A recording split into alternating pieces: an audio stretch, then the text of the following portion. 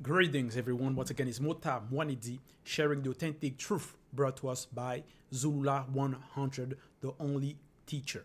Here, the message I'm going to share is going to be the unleavened bread and the Passover is established by the false God of humanity.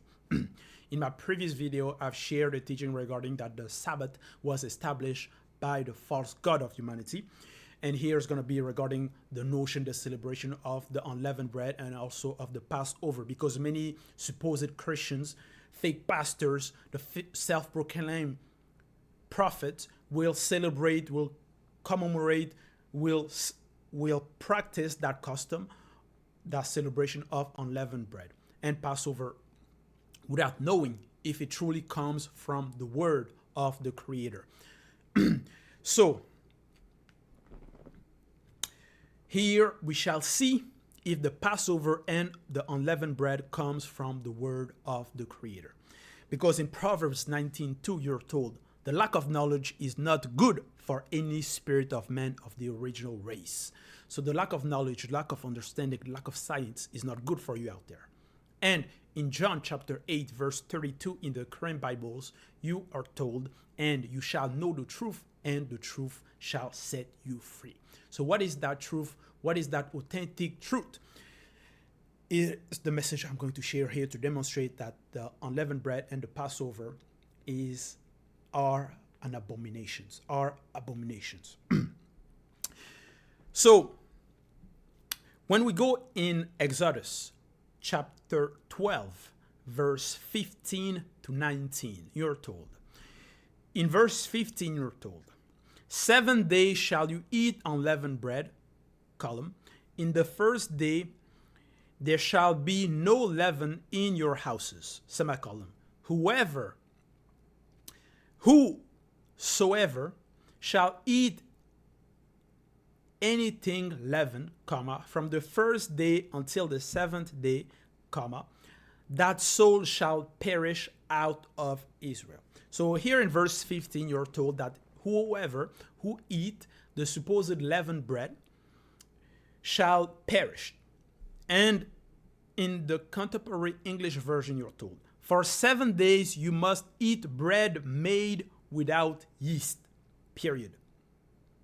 And on the first of these 7 days, comma, you must remove all yeast from your homes, period.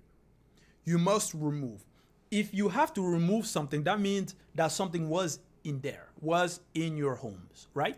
So first we have to understand. So the notion of leaven, the yeast wasn't forbidden. The Israelites were not forbidden from having yeast in their houses. So for those who will claim that the leaven is something sinful, is an abomination, you're not supposed to have it, well, you're told here that you have to remove it. So you have to remove it for a supposed celebration, for a certain period, for a custom, for a period. Because when we go in the Amplified Bible, in Exodus chapter 12, verse 15, you're told, in the celebration of the Passover in future years, 7 days you shall eat unleavened bread, comma, but on the first day you shall remove the leaven from your houses, in bracket, because it represents the spread of sin. If it represents the spread of sin, why then are you allowed to have it in your house? You see, already there's a confusion. So the bread itself is authorized. The leaven itself is authorized.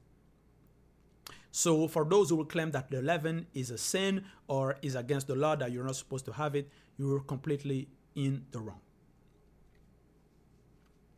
So, because before that period, you are allowed to have it in your house. Now, when we go in Exodus chapter 12, verse 16, on the first day of the feast, you shall have a holy and solemn assembly, comma, and on the 7th day, there shall be another holy holy and solemn assembly. No work of any kind shall be done on those days, except for the preparation of food which every person must eat. Only that may be done by you. So, some will claim that cooking or eating is not work. So, if you pick up wood, because if you have to prepare food, perhaps you have to pick up some wood to start a fire to cook. You see? And some will claim, no, that's not considered work. But here it says in the Christian Standard Bible, no work may be done in those days except for preparing what people need to eat. You may do only that, period.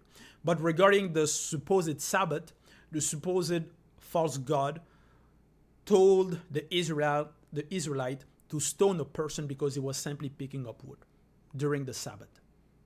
That was considered work.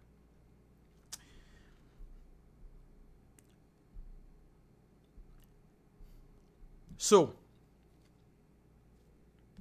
in Exodus chapter 12, verse 17, Amplified Bible, you shall also observe the feast of unleavened bread, because on this very day I brought your host group according to tribal armies out of the land of Egypt, semicolon. Therefore you shall observe this day throughout your generations as an ordinance forever, period. So here, the celebration of the unleavened bread was for a reason. And it says here in the Christian Standard Bible, you are to observe the festival of unleavened bread because on this very day I brought your military divisions out of the land of Egypt, period. You must observe this day throughout your generations as a permanent statute. So the unleavened bread was to commemorate the exit of Egypt.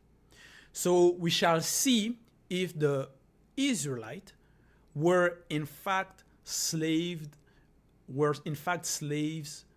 in Egypt. Were they enslaved in Egypt? Is that story true?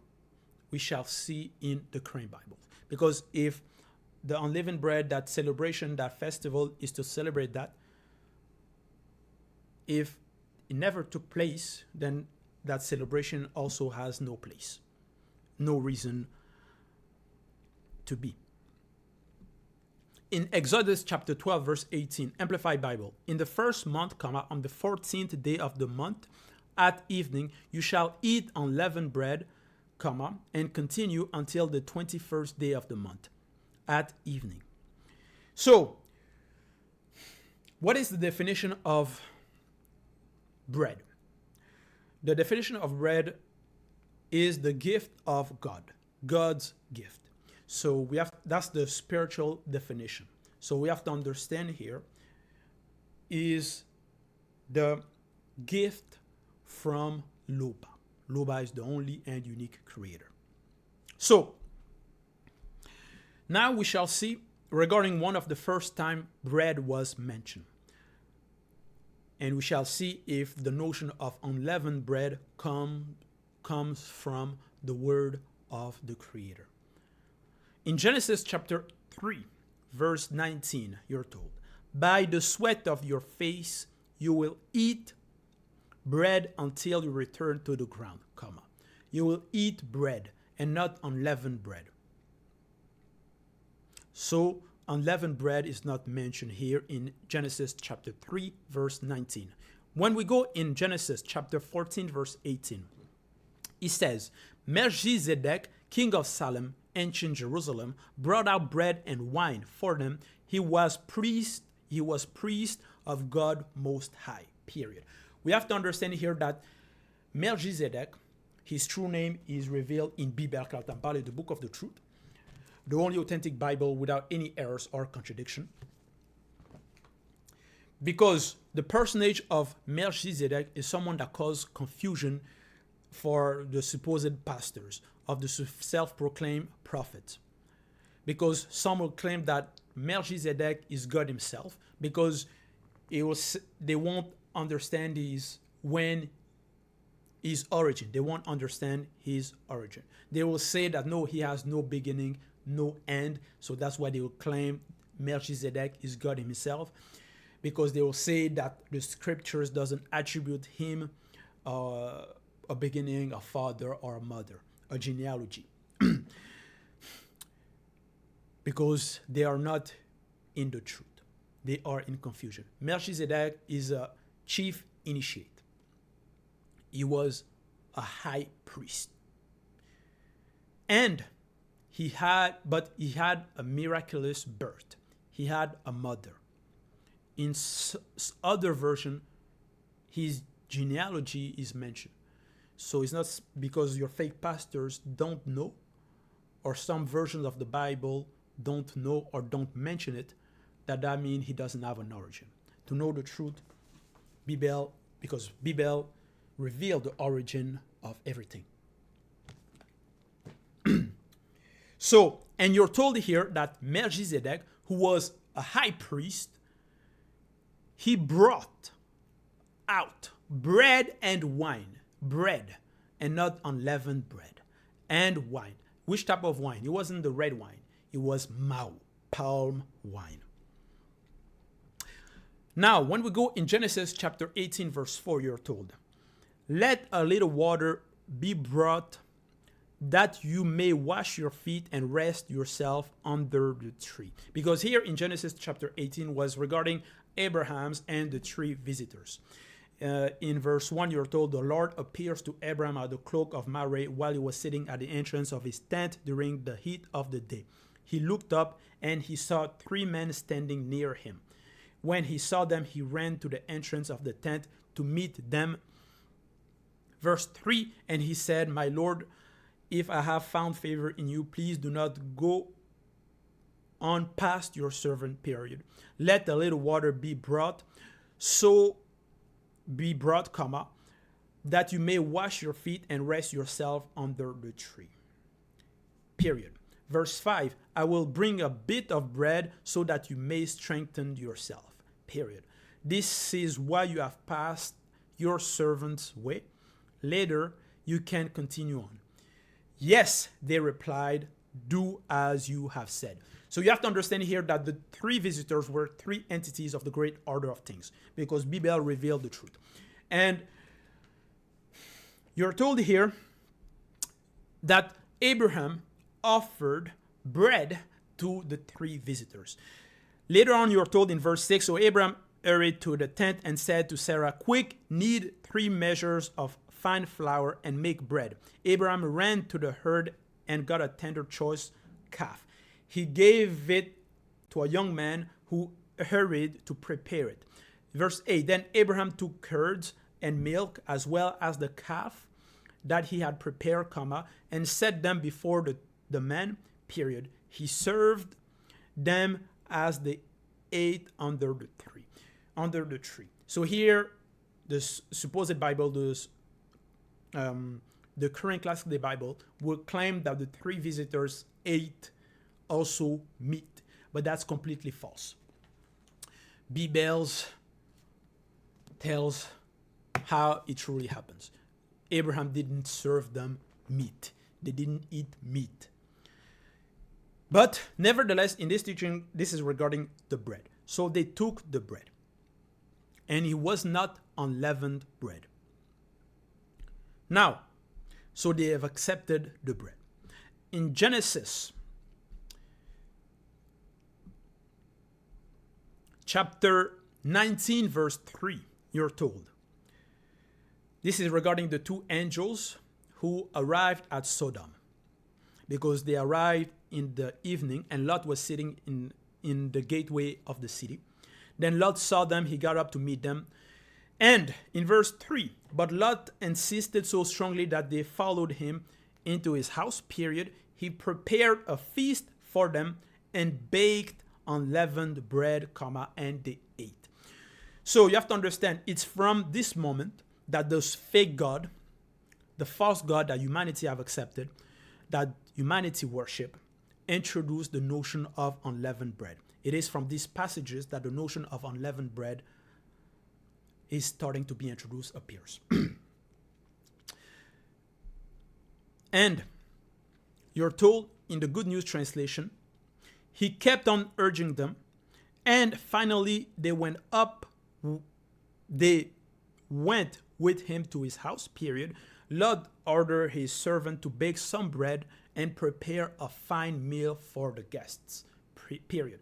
You see, in this version, also in the contemporary English version, it simply says bread and not unleavened bread. All the versions who will say unleavened bread are completely false. I say it here. The versions, when it says unleavened bread, is wrong. Those are false translations, false text. So, in Deuteronomy chapter 16, verse 3, he says, do not eat it with bread made with yeast, but for 7 days eat unleavened bread, the bread of affliction, I'll stop here. So the true definition of the unleavened bread is poor's bread, the bread of affliction, the bread of suffering, the bread of hardship. So is basically when the bread, when you cook it and it doesn't rise, it's flat, dry. And then he says, because you left Egypt in haste, so that all the days of your life you may remember the time of your departure from Egypt. And that's why in the fake pastors, that's why they will claim that also in Genesis chapter 19, verse 3, they will claim, because also Lot had to leave Sodom in haste, and also the children of Israel supposedly left Egypt, so that's why they had to eat unleavened bread to commemorate that fact. So the fake pastors will say, Lot did that as prophetic gestures, you see, because they will try to make it match, right?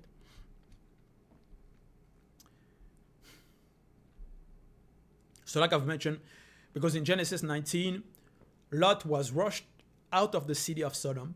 So they'll try to falsify, to make it seem, to make it match, as well with regard to the Israelite.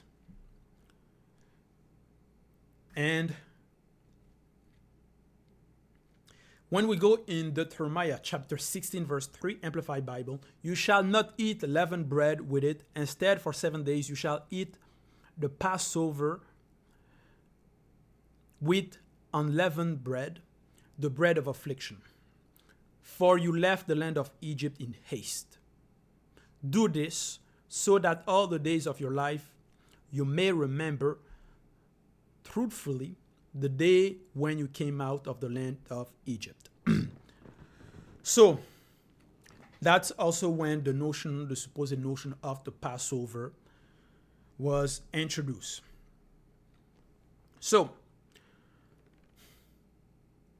you have to understand here that all the Christians, the fake pastors, humanity, those who go on church on Sunday and so on, they are worshiping Satan. You are worshiping Satan. Your energy, when you pray, when you chant, you're giving your energy to demons, to the spirits of the air that are also mentioned in Ephesians chapter 2, verse 2. Because the Passover, the unleavened bread, is a false doctrine. Exodus chapter 1, verse 8, you're told. So, because before I read Exodus chapter 1, verse 8, because they will claim the Passover and also the unleavened bread was to commemorate, to celebrate what happened to the children of Israelites, the children of Israel in Egypt, because they were supposedly enslaved over there. So we shall see if that slavery really took place. We go in Exodus chapter 1, verse 8. It says, in the Legacy Standard Bible. And a new king arose over Egypt, comma, who did not know Joseph. Period. So here it says a new king. In other version, it'll say a new pharaoh arose over Egypt, comma, over Egypt, who did not know Joseph. First, give the name of that pharaoh, give the name of that king. Who was he? You see, nowhere in the current Bibles the name of that king appeared, because it's completely false. It's made up. And they will claim here that king did not know Joseph. When the new king arrived, the historians know when a new king arrives, even when a president takes office, he knows who was his predecessor. And he knows what his predecessor did. And also perhaps the prime minister, because Joseph in Egypt was like a prime minister. He was a high figure. He had a great impact in his time in Egypt. So how come a new supposed king come into power and doesn't know what Joseph did? Doesn't know Joseph. They could have said the new king didn't physically know Joseph, but they say did not know him. That makes no sense. Because when a new king is established, he must know, when the new pharaoh is established, he must know what the past pharaoh did, and also that Joseph existed. Because like I've mentioned, Joseph was like a prime minister. So he must know the past. He must know the past. When the new pharaoh comes into power, he studies. He doesn't just come up like that without knowing anything, without knowing the past, without knowing the previous pharaohs, without knowing what they did. It's like a new president that takes office. He knows what the predecessor did in office, which perhaps policy they put in place and so on. He will read the documents, right? There are historians that write what the president supposedly does, what they did, and so on. So you're telling me that Pharaoh came into power without even studying, without knowing the past of his country, of his land? Already, it makes no sense. And they don't even give the name of that Pharaoh, of that new king, because it's completely false. For your information, all the pharaohs were black. All the fake Egyptologists are liars. They work for Satan. There were no Nephilim pharaoh, no pharaoh of other races. So,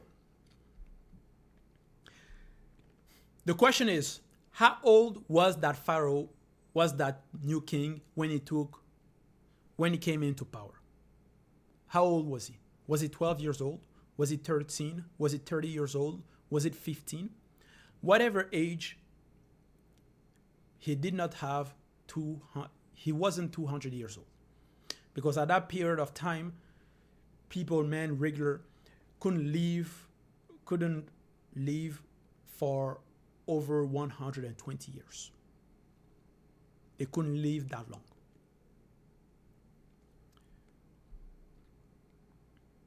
So, in Exodus chapter 1, verse 9 to 22, you're told,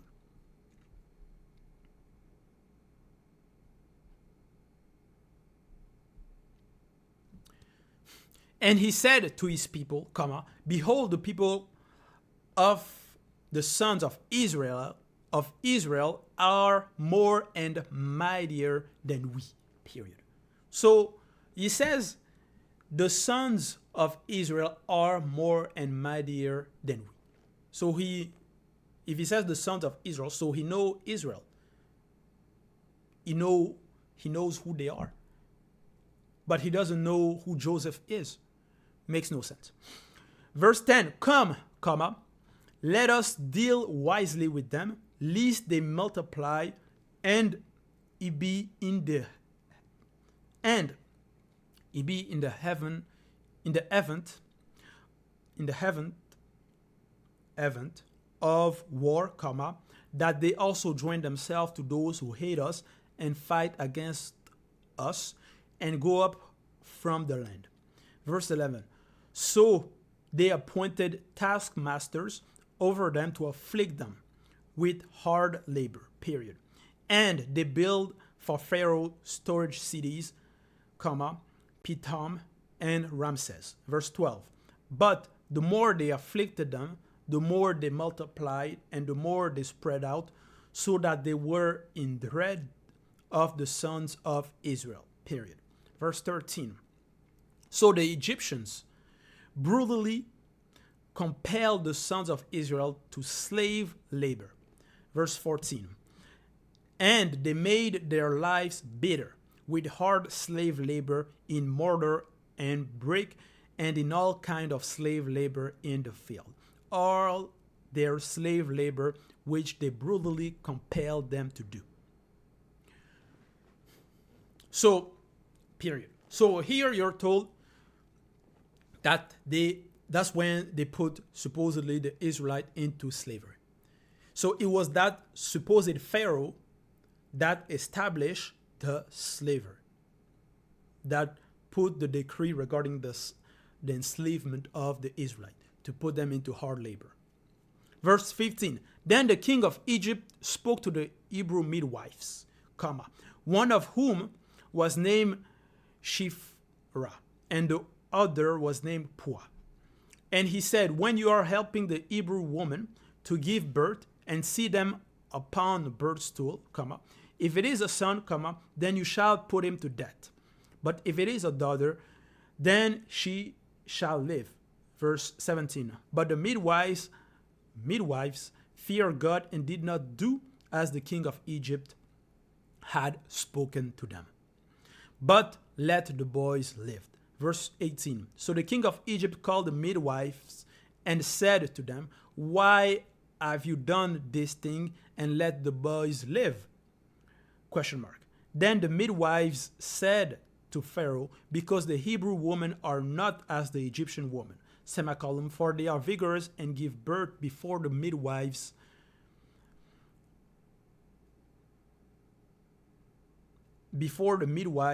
can come to them, period. Verse 20. So God was good to the midwives, and the people multiplied and became very mighty. Verse 21. Now it happened that because the midwives feared God, comma, he made household for them. Verse 22. And Pharaoh commanded all his people, saying, every son who is born you are to cast into the Nile, and every daughter you are to keep alive. So that Pharaoh, who supposedly didn't know Joseph, his true name is Kolaita, he's the one who established slavery, supposedly of the Hebrew, in his kingdom. And he's also the one who asked that the newborn be killed, the men, the children, be killed. But we know that Aaron, who was born before Moses. Aaron is 3 years older than Moses.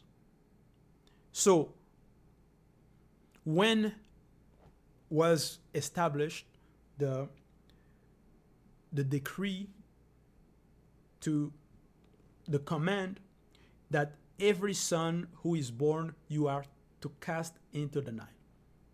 When was it established? Because Aaron was 3 years old. And the decree wasn't to kill the children, but the newborn.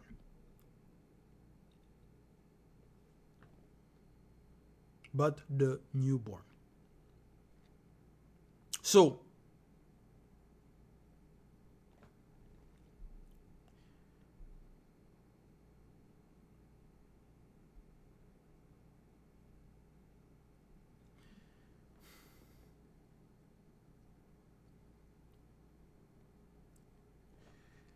So the decree wasn't to kill the children that were previously born, but the newborn. So if let's say Aaron, because Aaron and Moses, they are 3 years apart. So, and it is the same Pharaoh who put the decree regarding the slavery and regarding the murder of those newborn. And you're told in Acts chapter 17 verse 9, Acts chapter 7 verse 19, Legacy Standard Bible. He was he who deceitfully took advantage of our family and mistreated our fathers to set their infant outside so that they would not survive. Verse 20. It was at this time that Moses was born, comma. It was at this time that Moses was born. At what time? When the decree to supposedly kill the newborn was put into place, it was in that period that Moses was born.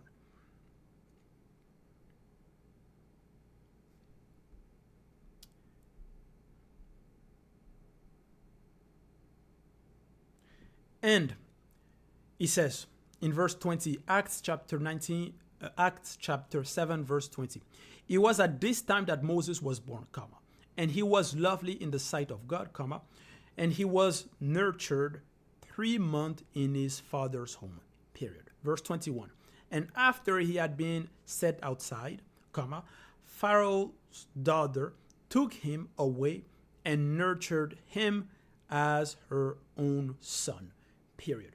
So you're told here that Pharaoh also had a daughter, and she was old enough to adopt a child, to nurture him. So that Pharaoh was an adult because a daughter was also old enough to adopt. So since when, if let's say the supposed daughter of Pharaoh, she's 12 or she's so young, if she's going to adopt a child and nurture him like her own son? It makes no sense. It's not like in the fake film, the Ten Commandments, the fake movie where they will claim that it wasn't the daughter of Pharaoh, but it was the sister of Pharaoh. So how old was she when she adopted Moses? And how old was that Pharaoh? Because it's the same Pharaoh that instaured the slavery. And we know that at that time people couldn't live that long. So the slavery he instaured when Moses was born, it could not have been like 100 years. It could not have been that long. And in Acts chapter 7, verse 23, Legacy Standard Bible. But when he was approaching the age of 40, comma, it entered his heart to visit his brothers, comma, the sons of Israel. King James Version. And when he was full 40 years old, comma, so that's regarding Moses. So when Moses was 40 years old, he came into his heart to visit his brethren, the children of Israel. So here we'll set aside the notions of colors. You're told that when Moses was 40,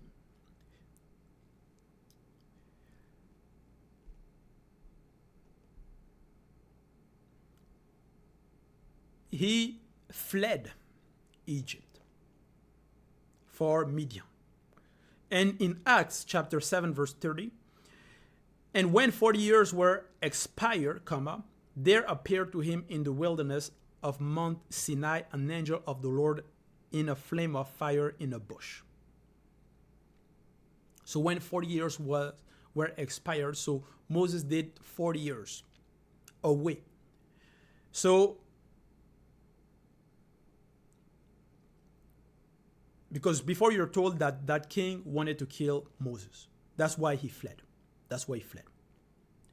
And 40 years later, after his departure, you're told in Exodus chapter 4, verse 19, and the Lord said to Moses in Midian, go back to Egypt, for all the men who were seeking your life are dead. Period. So when Moses was 80 years old, that's when that Pharaoh died. So how old was that Pharaoh when he died? Because we are told that it was when Moses was 80 years old that he went back into Egypt to deliver his brothers, the supposed Israelites. You see? So for 80 years of Moses' life, that supposed Pharaoh was alive. So how old was he, that Pharaoh, that king of Egypt, when he established slavery? For him to have a daughter, his daughter raised up Moses.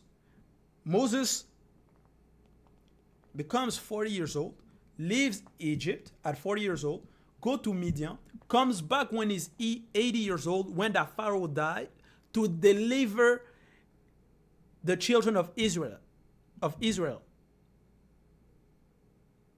To deliver the children of Israel. That doesn't add up to 400 years. Because they will claim that the Israelite, the supposed Jew, spent 400 years as they were enslaved for 400 years. Other version will, in other passages, they will say 430 years in Egypt. But let's even say, suppose that that Pharaoh lived for 120 years old. It was at the end of his life, when he died, that Moses came to deliver the children of Israel. Even if we say he lived 120 years old, and Moses lived 120 years old, because in Deuteronomy chapter 34, verse 7, you're told, now Moses was 120 years when he died. Semicolon, his eyes was not dim, nor his vigor abated. Even if we add those two numbers, 120 plus 120, how much is that? That's 240 years. If we count the life of the Pharaoh and supposedly the life of Moses, that's 240 years old.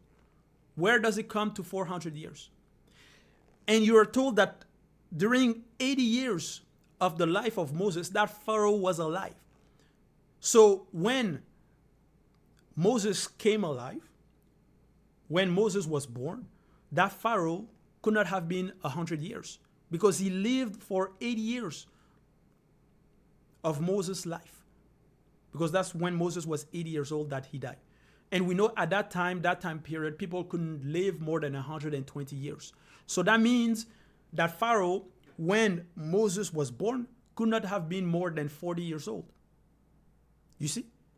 So if we add the 40 years old of this Pharaoh, because how old was he when he came into power to establish the slavery in Egypt? You're going to say he came into power, he was 1 year old, he established slavery. Okay, 40 years later, Moses is born, and Moses came back to deliver the people when he was 80 years old. You see? When the people who wanted him dead died. So that's also include that Pharaoh. You see? So it could not have been more than 40 years plus 120 years. That's the whole life of Moses. But Moses came when he was 80 years old to deliver the people of Israel. So if we add the 80 years of Moses' life plus the 40 years that the Pharaoh had, supposedly, that's 120 years old. Even if we claim that Pharaoh was alive longer than that, he could not have been 100 years old. So it could not have been more than 120 years old. You see? Because if we had 100 years of the Pharaoh's life, or 120, plus the life of Moses, 80 years, so that's 180 or 200. You see? It could not have been more than that. It could not have been 200 years old. It could not have been 240 years old. Do whatever math you want. Say that Pharaoh lived for 120 years. What is a fact, what is known, is that Pharaoh could not have been living for 400 years old. He could not have lived for 200 years old. You see?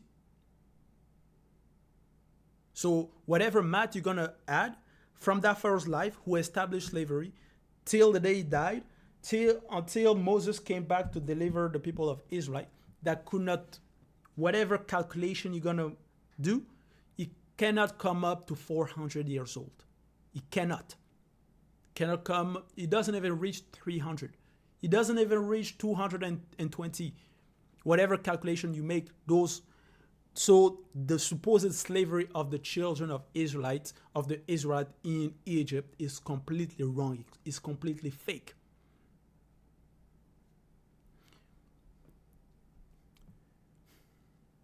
So those who will accept the notions, the supposed Christians who accept the notions that the Israelites spent 400 years in Egypt as slaves, you are in confusion. You are in the wrong. You have accepted a lie, the false doctrine. So that's the proof that you are not known.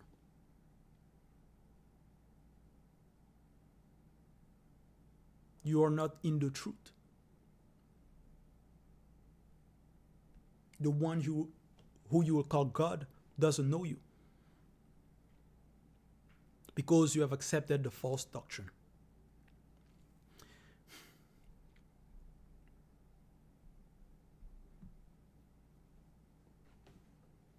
So, when Moses was born, the slavery of the Israelites could not have been in place for 100 years old. And it is Moses that delivered the people of Israelites from the supposed slavery. So, and he was 80 years old when he came back. And Moses, according to the current Bible, died at 120 years old. He could not, that whatever, it doesn't add up to 400 years. Because the Pharaoh who established slavery had a daughter, and his daughter, she's the one who raised Moses. You see? Because he's the one who established, supposedly, that all the children, the newborn, had to be killed. So if they had to be killed, Moses, it was at that period that Moses was born. So,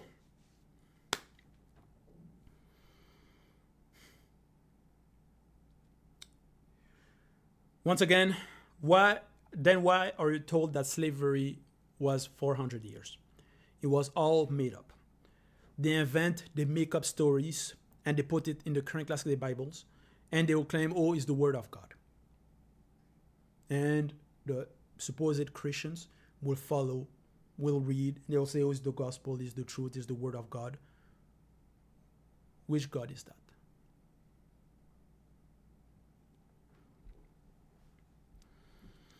Wake up. Don't you realize you are completely in the wrong, in the error? They will invent fake narratives, false narrative, to trick black people. They will scheme. They will say, God say. And because black people, some of them, they will claim, they will say, oh, because they love God so much, they will accept everything that they are told God said. Simply because the foreigners will say, God said, automatically they will accept. They won't reason. They won't research. Even if they read, they realize it doesn't add up, it doesn't make sense, they will tell them, no, don't think. They will claim the ways of the Lord are impenetrable. They will say the Lord's mysterious ways. That's what they will say, the Lord's mysterious ways. Basically, don't think, don't research. Even if you find contradictions, errors, mistakes, set it aside. Still believe is the Lord's mysterious ways. And they will say, oh, if you don't believe, you're going to burn in hell. That's how they're going to trick people into accepting their lies. That's how they'll trick people in staying in darkness. But even in 1 Corinthians chapter 2, verse 10, you're told, for his Spirit searches out everything and shows us God's deep secret. So even according to the current Bibles, the Spirit searches out everything and shows us God's deep secrets. And in John chapter 14, verse 26, but the Helper, the Holy Spirit, whom the Father will send in my name, will teach you all things and will bring to your remembrance all things that I have said to you. Period. Will teach you all things. So why are they saying the Lord's mysterious ways? No, don't think, don't reason, don't try to understand. Just simply accept. So, for those who supposedly celebrate the supposed Passover, to remember the slavery of the children of Israel in Egypt, that slavery never took place. So the Passover, the unleavened bread, the Sabbath, Christmas, all those are fake supposed holidays, are fake celebrations, fake feasts, fake festivals. It was all made up.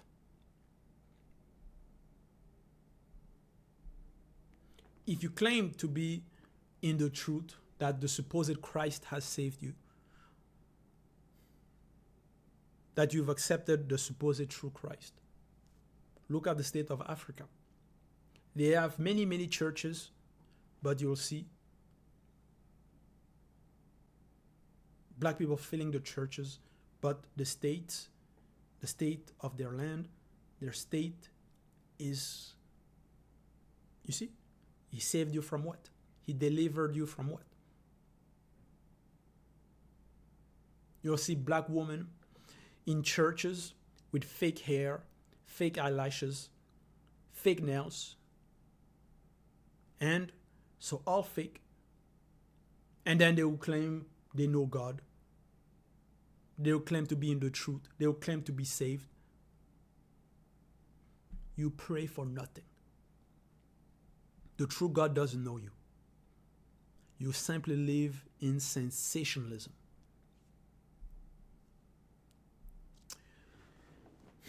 So, now some people may say, why are you using the current Bibles? You're claiming the Bibles are full of mistakes, lies, contradictions. Why are you using them to teach? In 1 Thessalonians chapter 5, verse 21, you're told, but examine everything, hold firmly to that which is good. So that's why we share the teachings here, even in the current Bibles, to show to you the lies, the confusions, the contradictions, the false doctrine, to teach you, to show you the truth. So there's only one creator, Loba. And he's the one who sent Zulula 100, the only teacher, in our time. No one knows the creator except the one who he sent. Zulula 100.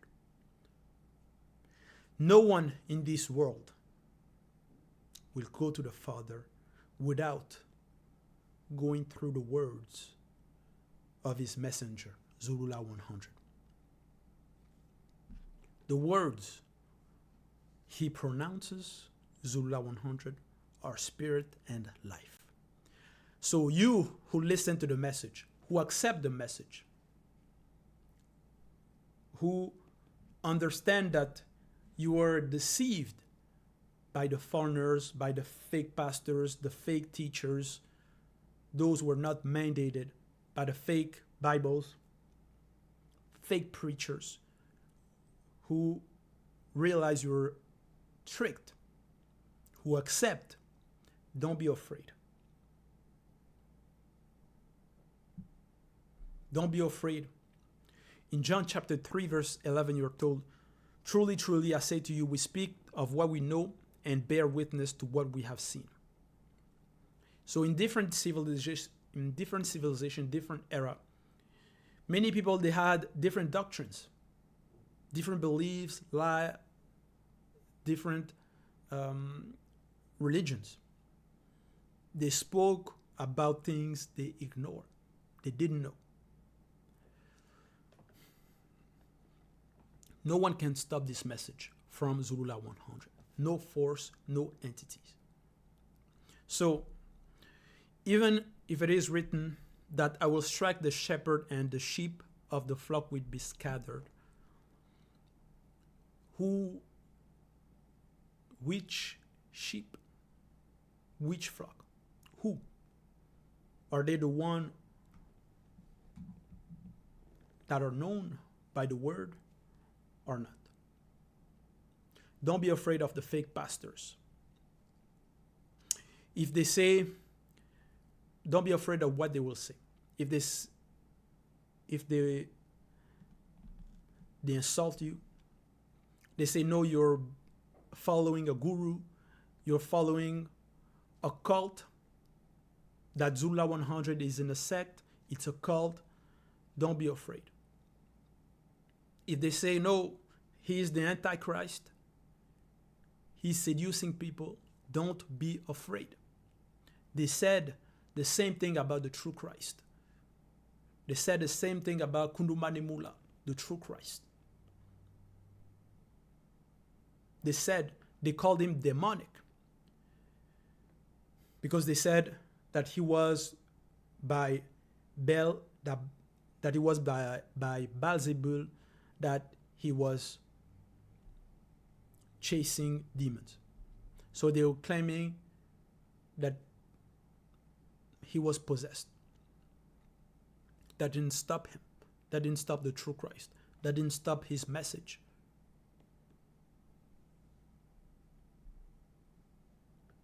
So, don't worry about what they will say about you.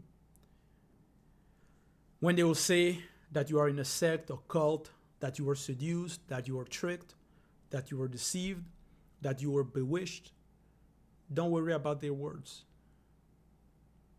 Don't worry about that. It is them who are bewitched because they have accepted a false Christ. A false Christ with blue eyes. They worship an abomination. The false God, Jehovah, Yahweh, Elohim, all the fake names they will give him. Don't be afraid of that false God. Of all the religions. The true creator is not mistaken, cannot be mistaken. His word cannot contradict himself.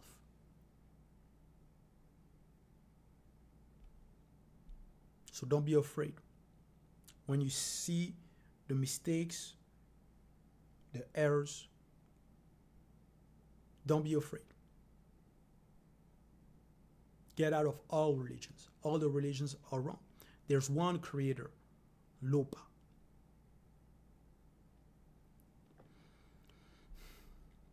So, when we talk about the unleavened bread, So that's bread made without yeast or other leaven agent. It is a custom of demons, pagans, made to introduce the false doctrine. The Passover is an abomination. The children of Israel didn't suffer slavery in Egypt. They were not enslaved in Egypt for 400 years. They were not enslaved in Egypt. That never took place. You count the dates. When you read the supposed narrative, that supposed story, it doesn't add up. It doesn't make sense.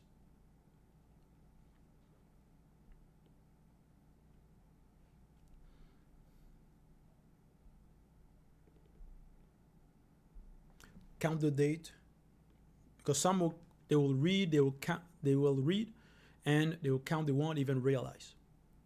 And when we're gonna tell them, no, they're gonna act as if they are not understanding, or they're gonna say, "Oh, what are you saying? No, you're in the wrong. You're teaching lies. Shame on you."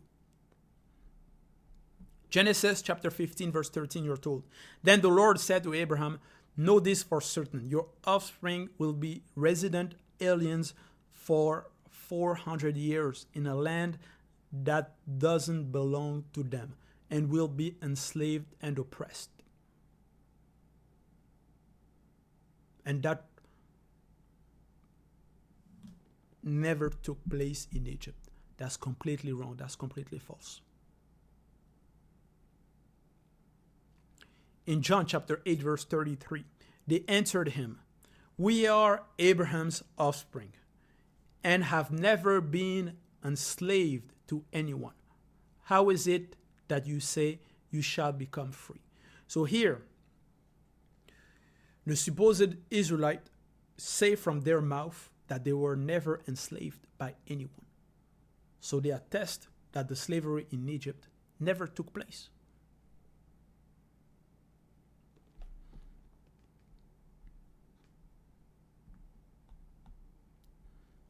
So they will make up a narrative to trick people, to spread the false doctrine.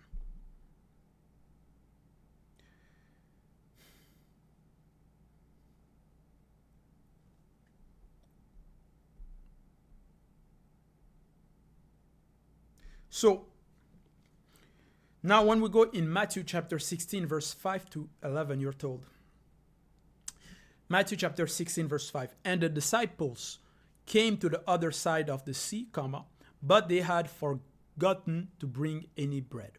Period. Verse 6, "And Christ said to them, watch out and be aware of the leaven of the Pharisees and Sadducees." So here, the apostles didn't understand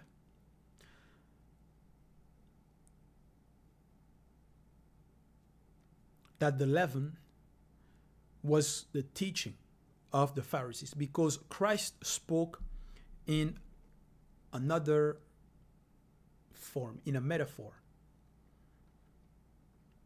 to show them a truth, to show them as well that the unleavened bread is a false doctrine.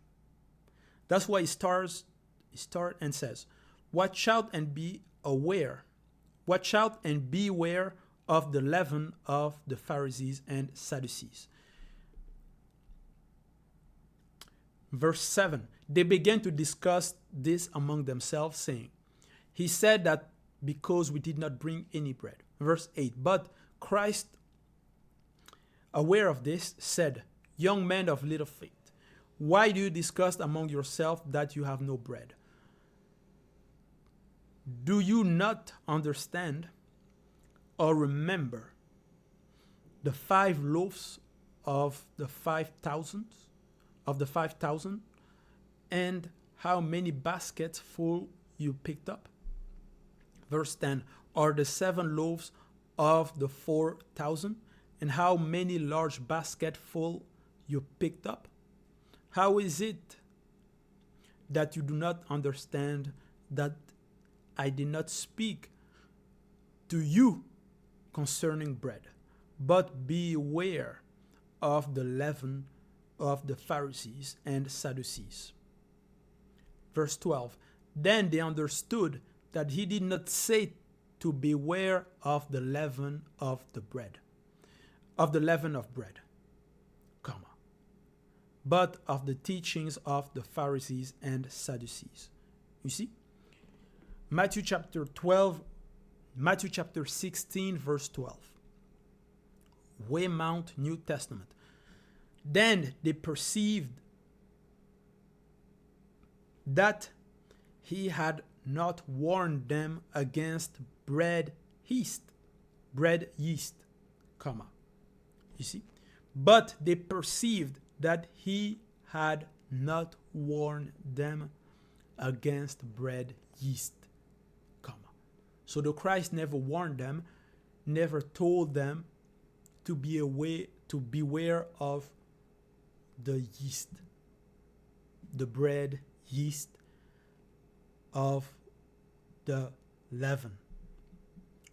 So the Christ never told them to abstain from the leaven of the bread.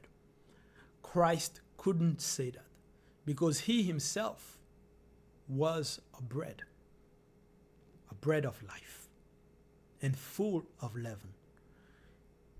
King James Bible.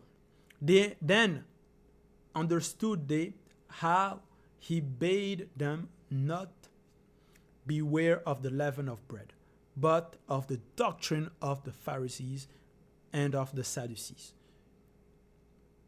You see? The teaching of Christ is the bread and is also the leaven.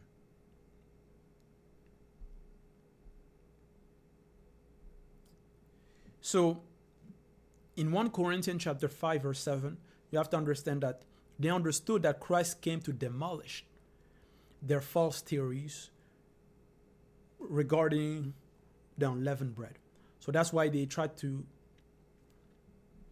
fix that. That's why they come in 1 Corinthians chapter 5, verse 7, and then they will write, cleanse out the old leaven, comma, that you may be a new lump, as you are unleavened. For also Christ, our Passover lamb, has been sacrificed. And that is completely false. The fact they're putting the Passover is an abomination, because the slavery of the children of Israel in Egypt never took place. So the unleavened bread, that notion, that supposed feast, celebration, commemoration is completely false.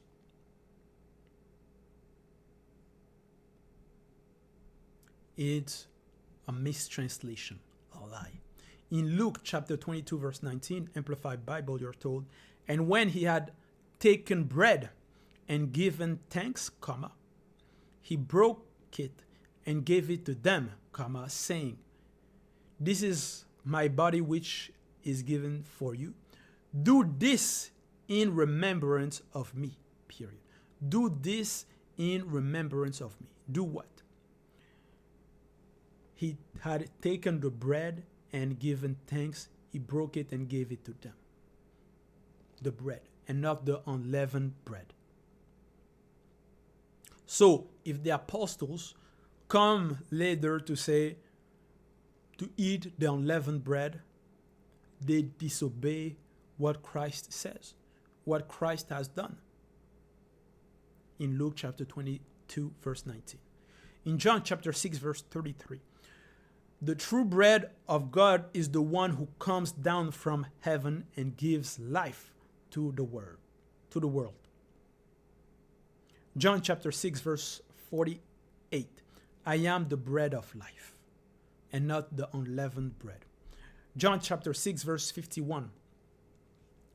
I am the living bread that came down from heaven, period. If anyone eats of this bread, comma, he will live forever, period. And this bread, comma, which I which I will give for the life of the world, is my flesh. So you have to understand here that the leaven is the teaching. So why are you told to abstain from the leaven? In Judge chapter 6, verse 18 to 21, you're told, please do not depart from this place until I return to you, period. This is regarding Gideon. Let me bring my offering and set it before you. And the Lord said, I will stay until your return. Verse 19, so Gideon went in and prepared a young goat and unleavened bread and an ephah of flour. He placed the meat in a basket and the broth in a pot and brought them out to present to him under the oak. Verse 20, and the angel of God said to him, So first you are told the Lord, and now you're told the angel of God. Take the meat and the unleavened bread, lay them on this flock, and pour out the broth. And Gideon did so. Verse 21, then the angel of the Lord extended the tip of his staff that was in his hand and touched the meat and the unleavened bread, period. And fire flared from the rock and consumed the meat and the unleavened bread. Then the angel of the Lord vanished from his sight. So the unleavened bread is completely false. Because you're told here that the angel of the Lord destroyed that because he did not approve of it. So in Judge chapter 6 verse 20, Contemporary English Version, God angel said, Gideon put the meat and the bread on this rock and poured the broth over them. Gideon did as he was told. So you have to understand here that the notion of unleavened bread is an abomination. That celebration is an abomination. John chapter 3 verse 14. It says, just as Moses lifted up the snake in the wilderness, so the Son of Man must be lifted up, So the Son of Man must be lifted up. Why? What is the definition of leaven? Definition: a substance such as yeast used to produce fermentation in dough, or a liquid to raise something such as bread with leaven, to add a substance to bread or another food made with flour, to make it increase in size when it is cooked. So to make it rise, to lift it. You see, that's the definition of the leaven. And you're told here in John chapter 3 verse 14 that just as Moses lifted up the snake in the wilderness, so the Son of Man must be lifted up. Why? Because the Son of Man, the Christ, he was a bread, represent bread that was being prepared on the other side. And the word of the Creator represent the leaven. So the Christ represent the flour. Then you put the yeast is put, the leaven is put inside that flour, inside that breast, inside that bread. And he rises. You see? Because he is the bread that came down. He came down. And you're told that he was risen. He was lifted up. You understand? So the Christ is also the leavened bread. Do you understand the revelation? Matthew chapter 13 verse 33. He hold them still another parable. The kingdom of heaven is like yeast that a woman took and mixed into about 6 pounds of flour until it worked all through the dough. So why are you told to abstain from the leaven, from the yeast?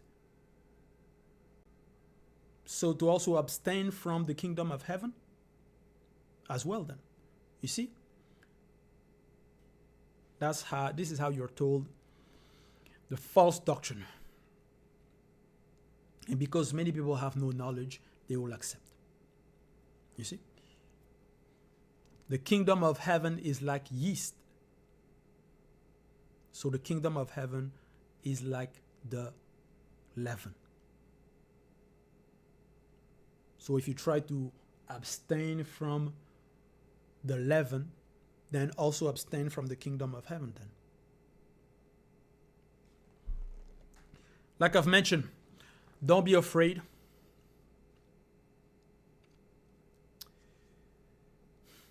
Don't be afraid of those who will say, the Bible says, oh, my pastors have said. Don't be afraid. We are sharing the authentic truth. Zulula 100 is the true messenger, the only teacher, the only one who was mandated. So to all those, even who are in the group, who doubt, to the spies, if you're not happy, you can leave. You can get out. The one who doubt, who say that Zulula 100 truly who he says is, who he pretends to be. Is he really who he pretends to be? If you have doubt, you can get out. No one is forcing you. If you're not happy, you can leave. There's only the gurus who will force people to follow, who will force people to stay. The one who doubt the message, the messenger, Zulula 100, you can leave. You are free to leave. You are free not to follow. In John chapter 6, verse 66, you're told from that time on, many of his disciples turned back and no longer walked with him. In Romans chapter 14, verse 23, but whoever doubt stand condemned. In Romans chapter 14, verse 23 says, and everything that is not from a conviction is sin.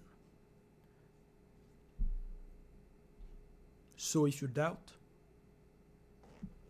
and you stay still in the group, you are committing a sin. Zulula 100 doesn't take his glory from men.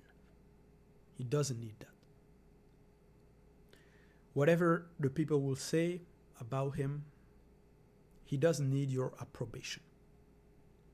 Zulula 100 is from the Father. He started a ministry. There were no one. There was no one, no people, men. He was alone.